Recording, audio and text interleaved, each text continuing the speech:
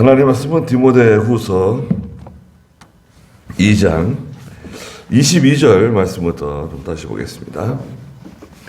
디모데후서 2장 22절입니다. 너는 청년의 정욕을 피하고 깨끗한 마음으로 주님을 부르는 자들과 함께 의와 믿음과 사랑과 화평을 따르라. 어리석고 무식한 논쟁을 피하여라. 거기에서 싸움이 생기는 줄을 너는 알고 있다.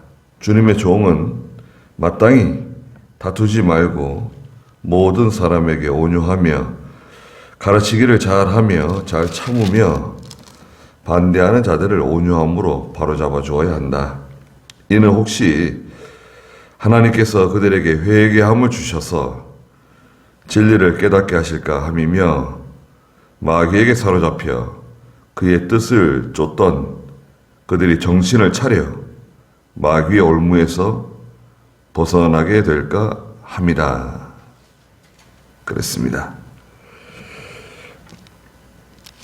네. 너는 청년의 정욕을 피하라고 말씀하셨습니다. 어제도 말씀드린 것처럼 고린도전서 6장 18절에 음행을 피하라 그러셨어요. 너희 몸이 하나님의 성령의 전인 것을 알지 못하는가? 음행은 피하라는 겁니다. 음행은 맞서 싸우는 게 아닙니다. 자기 몸에게 죄를 짓는 거기 때문에 음행은 자기 몸에게 죄를 짓는 거예요. 하나님의 전인 자신의 몸을 더럽히는 거잖아요. 지금은 시대적으로 음행하는 시대입니다. 그래서 이병규 목사님이나 김혜범 목사님이나 시대적인 계명으로 안식일 계명, 4계명을 늘 말씀하셨어요. 4계명은 시대적인 계명이다. 근데 사실은 지금 시대는 4계명뿐만 아니라 이 7계명인 간음하지 말라, 음행하는 시대가 되었습니다. 그래서 이 7계명도 시대적인 계명이라고 할 수 있어요. 교회는 그 음행에 대해서 말하지 않고 이혼에 대해서 말하지 않고 이혼을 많이 하니까 이혼한 사람들이 들으면 속상하고 기분 나쁘고 화가 날 수 있다. 그 이혼을 말하지 않고 음행을 말하지 않고 음행하는 시대인데 젊은 사람도 음행하고 어른들도 음행하고 노인들도 음행하고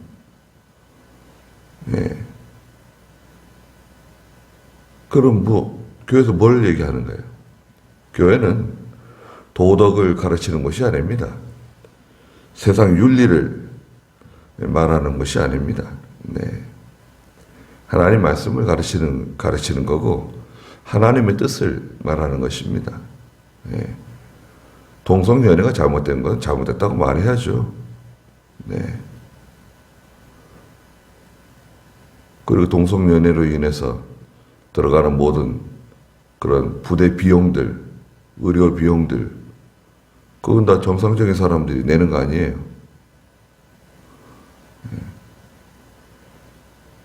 청년의 정욕을 피하라는 겁니다. 지혜롭게 피해야 됩니다. 깨끗한 마음으로 주님을 부르는 자들과 함께 의와 믿음과 사랑, 화평을 따르라. 깨끗한 마음으로 주님의 이름을 부르는 사람들이 있습니다.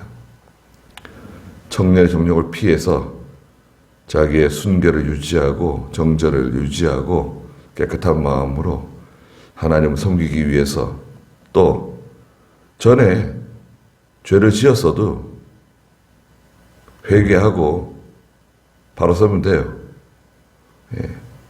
믿음 없을 때 지은 죄 그거 가지고 자꾸 얘기할 필요 없어요. 또 그것 때문에 낙심해가지고 나는 뭐 이런 사람이다. 이런 것밖에 안 되는 사람이다. 이렇게 해가지고 낙심하고 또 하나님의 일을 하지 못하고 이러면 안 됩니다. 마귀는 자꾸 그런 말을 해요. 야, 니까지 그게 뭔데 뭐 하나님의 일을 하느냐? 니까지 그게 뭔데 믿음을 지키느냐? 너 전에 이런 죄를 지었잖아. 너 이렇게 못된 일을 했었잖아. 교회를 박해했었잖아. 사도 바울에게 따라다니는 주온 것이가 뭡니까? 너 교회를 핍박했었잖아. 스데반 집사가 돌에 맞아 죽을 때 너도 거기 동참했었잖아. 그런 마귀의 속삭임에 굴복하면 안 됩니다. 회개하고 생각날 때마다 또 바로 서고 깨끗한 마음으로 주님을 부르는 자들과 함께 동행하는 죄가 되어야 됩니다. 친구들도 마찬가지입니다. 깨끗한 마음으로 주님을 부르는 사람들이 있다. 그런 사람들이 있어요. 그런 친구들이 필요하고 그런 사람들과 어울려야 돼요. 저희들은. 그 세상적인 방법으로 세상적인 논리로 뭘 잘 먹고 잘 살고 세상에 성공하기 위해서 온갖 수단과 방법을 가리지 않는 사람들, 그건 정당하지 않아요. 우리하고 맞지 않는 겁니다. 그래서 우리가 뭐 가난하게 살아라는 게 아니라 최선을 다해서 부지런히 살고 또 근검절약하고 또 물질을 하나님 주신 물질을 잘 사용하고 선한 일을 위하여 의와 믿음과 사랑과 화평을 따라라. 의의 길로 걸어가야 됩니다. 또 믿음을 지켜야 됩니다. 또 사랑으로 하고 화평으로 하고 사랑과 화평은 모든 것을 용납하는 게 아닙니다. 분별력이 있는 사랑, 분별력이 있는 화평이에요. 모든 걸 다 용납하고 죄까지 용납하고 악을 용납하고 잘못한 것도 다 품어주고. 야, 기독교는 사랑 아니냐? 자비 아니냐? 사랑이죠. 자비죠. 그러나 죄에 대해서는 무서운 겁니다. 죄에 대해서는 뭔가요? 죄는 사망이에요. 하나님께서 예수님을 죄인으로 간주하시고 십자가에 못 박아 죽게 하신 거 아닙니까? 우리를 위해서 죽이신 거 아니에요. 우리를 위해서 대신 예수님을 죽이신 거예요. 죄의 결과물이죠. 우리가 어떻게 죄에 대해서 예민하지 않고 죄에 대해서 느슨하게 좋은 게 좋은 것처럼 그렇게 나갈 수 없습니다. 23절에 어리석고 무식한 논쟁을 피하여라. 어리석고 무식한 논쟁이 있다 그랬죠. 그래서 사람들은 이 어리석고 무식한 논쟁 때문에 자꾸 다투고 싸우고, 특히 우리 예수 믿는 성도들이 논쟁하고 그러는 게 뭔가요? 뭐 성경 진리 문제 가지고 논쟁하는 경우, 가령 예를 들어서 주의를 지켜야 되느냐, 주의를 지키지 말아야 되느냐, 뭐 12조 생활 해야 되느냐, 또 뭐 여러 가지 논쟁할 수 있습니다. 천국이 있느냐 없느냐. 그러니까 이런 논쟁에 빠지게 되면요, 믿음 없는 사람, 또 그런 것을 이해하지 못하고 믿지 않는 사람하고 논쟁해봤자 끝이 안 나요. 그러니까 논쟁할 필요가 없어요. 이단하고 논쟁해. 천주교 마리아 섬기는 사람하고 논쟁해. 그런 바보 같은 짓이 어디 있어요. 절간에 다니는 불교 신자하고 논쟁을 해. 논쟁할 필요가 없어요. 논쟁한다고 그래서 그 사람이 예수 믿는 거 아닙니다. 그럼 내가 논리적으로 그 사람을 굴복시키고 납작하게 만들었다. 무슨 유익이 있어요? 그럼 그 사람이 회개하고 돌아서서 예수님께로 나오는 거예요? 그럴 일 없습니다. 그 대화의 가치가 없는 사람은 대화하지 말라는 거예요. 논쟁 피하라는 거예요. 피하라 그랬잖아요. 어리석고 무식한 논쟁. 천년왕국이 있느냐 없느냐 뭐 예수님이 재림하느냐 안 하느냐 그런 논쟁. 동성연애가 옳으냐 그르냐 말도 안 돼요. 동성연애가 옳다 그르다의 논쟁은 인신매매가 옳으냐 그르냐하고 똑같아요. 인신매매가 옳으냐 그르냐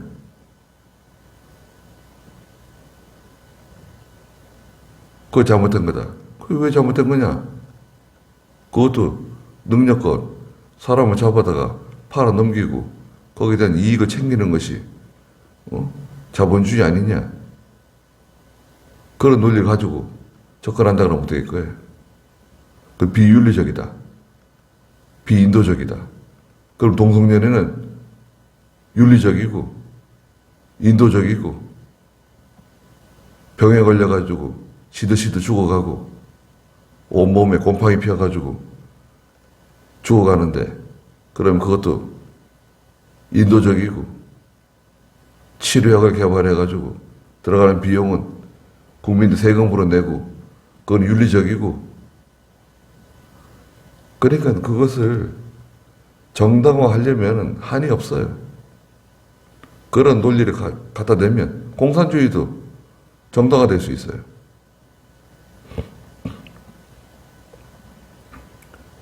공산당이 얼마나 악질이고 얼마나 무서운 건데 우리 국민들이 지금 잘 인식을 못 하잖아요. 국민들 지금 이 뇌를 다 마비시켜 놨어요. 과거에 그 북한 정권이 6.25 때 저 낙동강까지 밀고 내려갔잖아요. 그 부산하고 낙동강 부근만 살아있고 심지어는 저기 전라도 저 아래 여수 뭐 순천 그쪽 다 진주 다 점령했잖아요. 그 전라도 쪽 그 직접 보신 분이 저한테 얘기해 줬어요. 교사인데 교사. 동네 사람 다 모이게 해가지고 그 사람을 나무에 매달았대요. 매달아 놓고 살아있는 거예요. 살아있는 사람을 매달아 놓고 옷을 다 벗겨가지고 벗긴 다음에 칼을 가지고 그 사람의 가죽을 다 뺏겼대요. 살아있는 사람의 가죽을 뺏겨가지고 죽였대요. 얼마나 고통스러웠을까요? 그런 일이 거기만 있은 게 아니에요. 예수 믿는 사람들 교회 모여라. 예배드려라. 이번 주에 예배드리는 허락해준다. 문 다 걸어 잠그고 못 박아놨었는데 예배드리는 거 허락한다니까 얼마나 기뻐가지고 동네 예수 믿는 사람 다 모여가지고 아이들까지 다 모여서 찬송부로 예배드리는데 밖에서 기관총을 쏴서 다 죽였습니다. 그 제합리교회 있잖아요. 그런 일이 제합리교회만 있는 게 아니에요.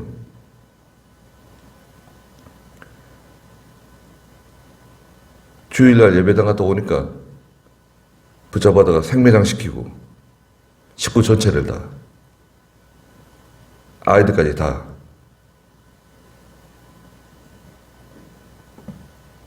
그걸 잊어버려서 안 됩니다. 천안함 깨부수고 천안함 재조사 한다고 그래요. 미친 사람들 아니에요? 이 머릿속에 빨간 물이 들어가가지고 지워지지 않는 사람들 반드시 처단해야 됩니다.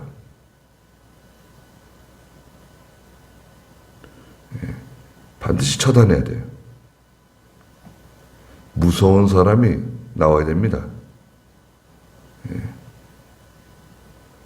이거 무너지면요, 저와 여러분은 다 죽습니다. 예수 믿는 사람 다 죽어요. 목사와 그 가족, 장로와 그 가족, 예수 믿는 사람들, 그 가족들, 자녀들 다 죽어요. 그게 공산주의 혁명 이론이고, 북한 김일성, 김정일, 김정은이 가지고 있는 혁명 이론이에요. 그게 뭐 다른 말로 적폐청산이에요. 적폐가 뭐 다른 거, 땅 투기하는 건 적폐 아니에요. 그 사람들은. 위에서부터 다 하는데 그게 왜 적폐입니까? 자기들이 늘 하는 건데. 거짓말, 적폐 아니에요. 속이는 거, 위조하는 거, 적폐 아닙니다. 우리가 볼 땐 그게 적폐지만 그 사람들은 적폐가 아니에요. 목적을 위해서 사용되는 모든 방법은 정당한 겁니다.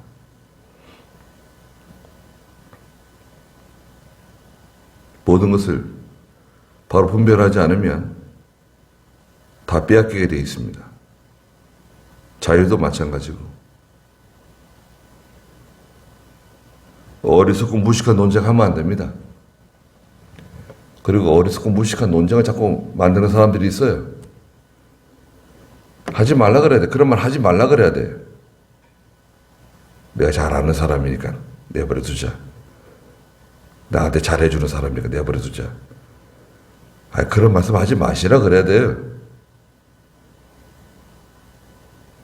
어느 단체든지 어느 조직이든지 이 어리석고 무식한 논쟁을 자꾸 만드는 사람들이 있습니다. 가만히 있으면 그게 조용하고 편안한데, 전혀 문제가 없는데 자꾸 그 의혹을 제기하고 어리석고 무식한 논쟁 자꾸 만들어서, 정말 그런가? 사람들의 그 마음을 이렇게 자극하는 거예요. 그게 뭔지 아세요? 그게 선전선동이에요. 선전선동은 기본적으로 거짓에서부터 시작합니다. 거짓말이에요. 근데 사람들은 거기에 미혹돼요. 선전선동 사당 사용하는 사람이 제일 많이 사용하는 사람이 누굽니까? 공산당이에요. 빨갱이. 이때까지 다 속아왔잖아요. 지금 잘 돼가고 있는 것 같아요. 우리나라가 지금 잘 사는 나라인 것 같아요. 잘 돼가고 있다고 믿는 사람들도 있겠죠. 근데 아직까지 그 머리가, 뇌가 깨어나지 못해서 그래요. 공부를 많이 하고 지식을 갖고 있다고 해서 분별력이 있는 건 아닙니다. 예수 믿는 사람들이 분별하지 못하고 깨어나지 못하고. 천안함 가서 한번 보세요. 여기 평택 제 2함대인가 3함대인가 거기 2함대죠. 거기 신청해가지고 가서 보세요. 예. 배가 쪼개져가지고 창자가 다 쏟아져 나온 것처럼 그렇게 있어요. 거기 46명이 죽었어요. 꽃다운 청춘이. 또 그들 중에 한 명이라도 살아있을까? 뛰어들어간 사람 한준호. 그 47명이 죽은 거예요. 그 바다에서. 잘못했다 그런 적이 있습니까? 북한이? 박광자 씨 가가지고 총에 맞아 죽었어요. 해변을 산책하다가 정조준에서 죽였어요. 잘못했다는 말 한 적이 있어요? 그것 때문에 금강산 관광 문 닫은 거 아닙니까? 근데 금강산 관광 해야 된다는 거예요. 아니, 잘못했다는 말도 안 하는데, 해결된 게 하나도 없는데,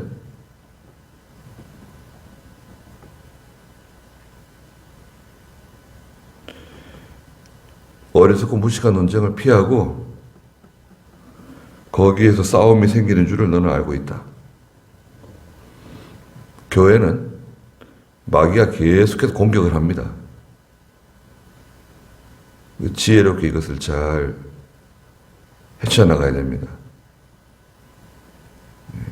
마귀는 하나님의 교회를 계속해서 공격해요. 조금만 방심하면 교회에 다툼과 싸움이 생기고 교회가 시끄러워져요.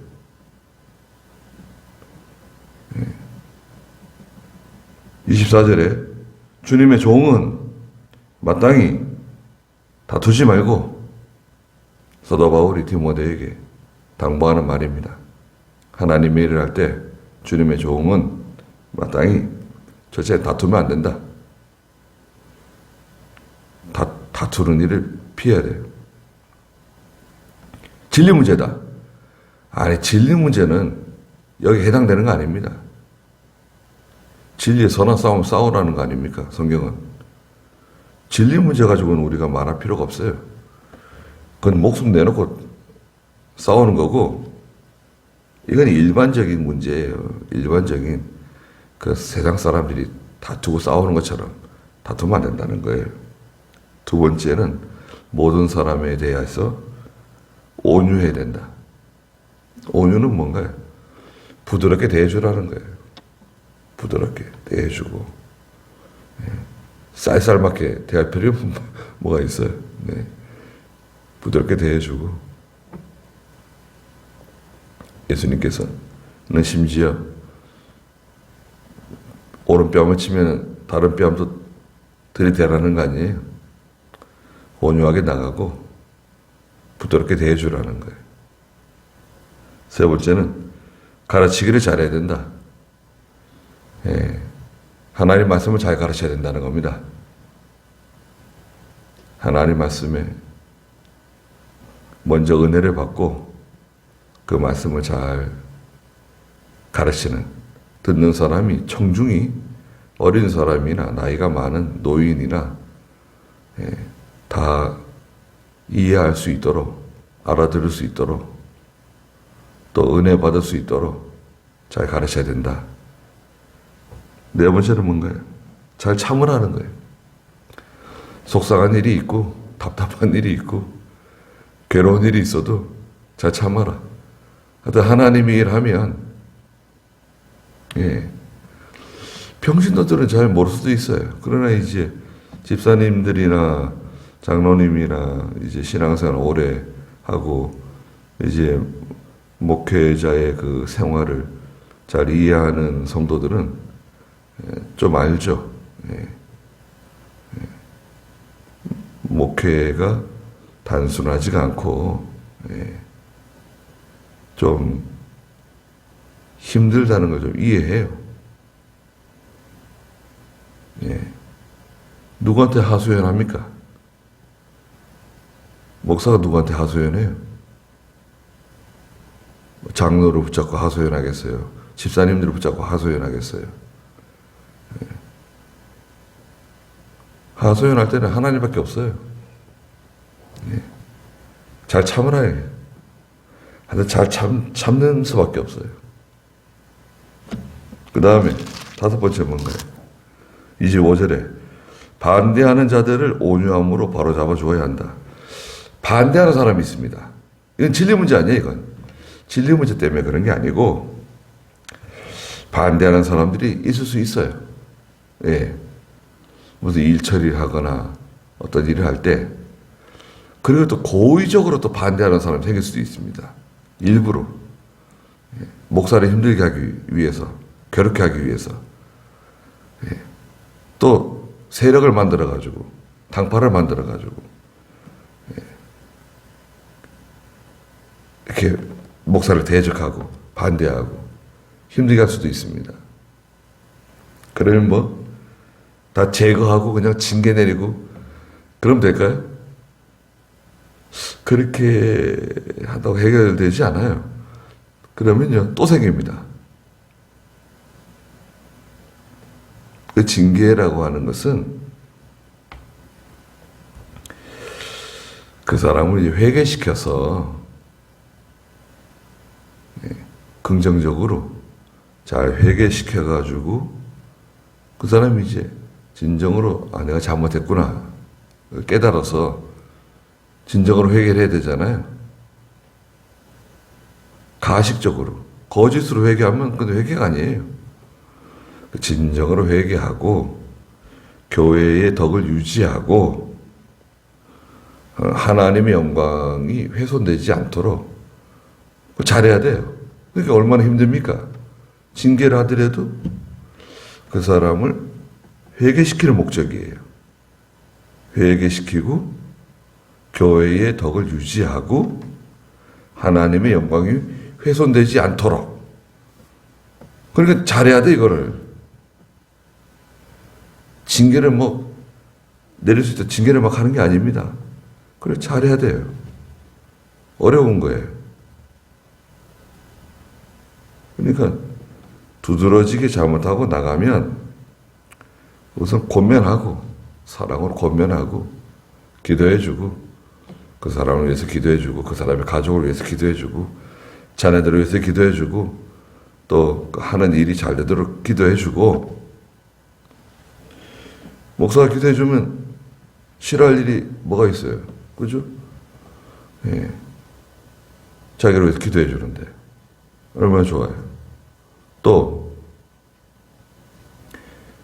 어리석게 또 거기에 또 동참해가지고 같이 또 섞여가지고 밥 얻어먹고 같은 편이 되고 돈 받고 같은 편이 되고 그럴 수 있습니다. 무슨 선물 받고 같은 편이 되고 순진해가지고 잘 몰라서 특별하게 잘못된 것도 없는 것 같으니까 끼리끼리 뭉쳐가지고 그 세력이 만들어질 수 있어요. 교회에 누굴 중심으로 세력이 만들어지고 또 누굴 중심으로 세력이 만들어지고 그럼 어떻게 될까요? 다 불러다 징계해버려요? 그 우두머리만 징계하면 될까요? 그러니까 이게 참 힘든 건데